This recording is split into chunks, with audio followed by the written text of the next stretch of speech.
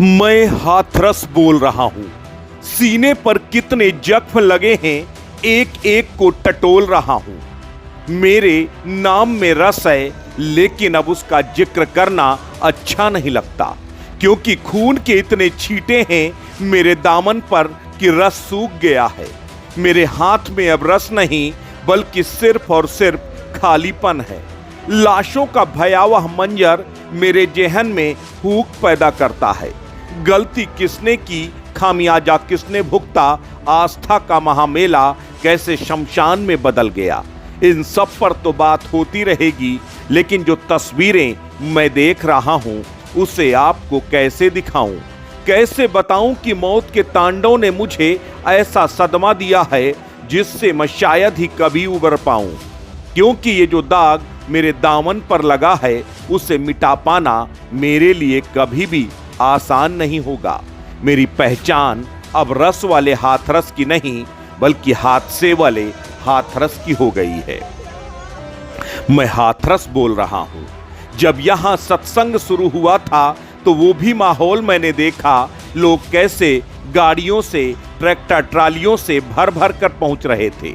बिल्कुल मेले जैसा माहौल था, लेकिन इस भीड़ को देखकर मुझे थोड़ी ही घबराहट पहले भी हुई थी, क्योंकि 2 लाख से ज्यादा लोगों की सुरक्षा के लिए भोले बाबा ने अपनी आर्मी लगा रखी थी।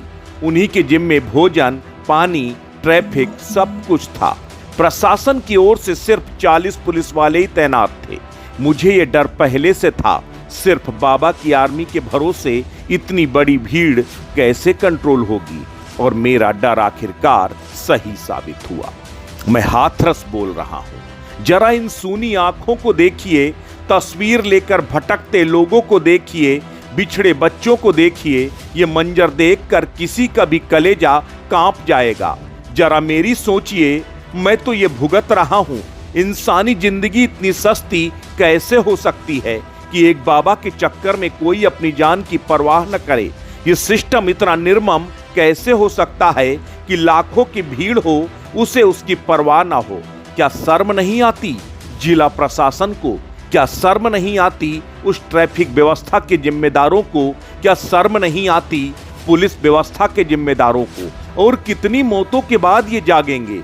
मेरे दामन पर खून के दाग लगाने वालों, तुम्हें मैं कभी माफ नहीं करूंगा। मैं हाथरस बोल रहा हूं। इन सिसकियों को सुनता हूं तो लगता है कि किसी ने गरम लावा पिघलाकर मेरे कानों में डाल दिया है।